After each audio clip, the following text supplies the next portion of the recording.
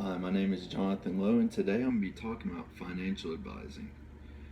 Some of the things I'll be talking about is what a financial advisor is, who needs a financial advisor, and what a financial advisor can do. So, to start off, a financial advisor is someone who is a part of a service oriented occupation and they provide financial information to those who need it. They try to make financial dreams become a reality, whether a client needs to buy a house in the next 10 years or they're trying to send a kid to college. There are different advisors that are capable of talking about different things. And overall, they're just an educator to try to help their clients the best way possible with any sort of knowledge that talks about finances. Moving forward, who needs a financial advisor? In truth, everyone could use a financial advisor, however, not everyone can afford it. Different advisors are best for different people. Someone who's looking to buy a house might want to work with an advisor that focuses more on real estate, whereas someone that's looking forward to trying to figure out how they can pay for college might need an investment advisor. It all depends on your goal. I would say that wealthy people typically need financial advisors the most to retain their earnings and maximize them to the most they possibly can.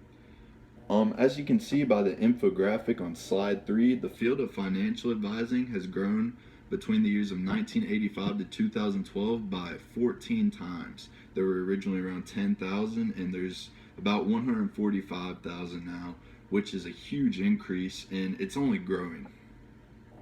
Moving forward, what does it take to become an advisor? Well, all advisors are a bit different. They all have different backgrounds. But to start off, a bachelor's degree in finance, economics, accounting, or any similar field is plenty fine.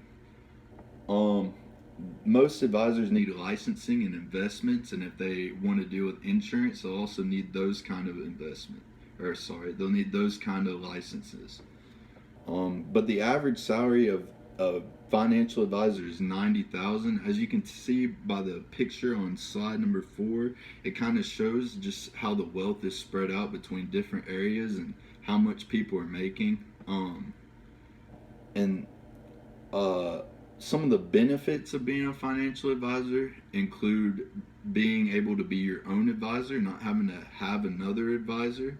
Like I said, getting paid 90,000 on average is very good. Um, and I would also say that financial advisors typically only work about 10 to 15 hours, and the rest of the week they're talking to clients, or honestly, they might be on the golf course trying to pick up some more clients. On to slide 5. So, how does financial advising work? Well, they'll normally start with a pre consulting questionnaire, try to figure out some of the people's goals, and then develop a plan based on their goals. And then they will try to take a client's investments and try to maximize them. And there's this thing called the 2% and 20% principle, which means they'll take generally about 2% of the initial investment and 20% of the earnings. And then after that, they'll have monthly to semi-annual consultations with clients. On slide 6, it shows the growth of an investment.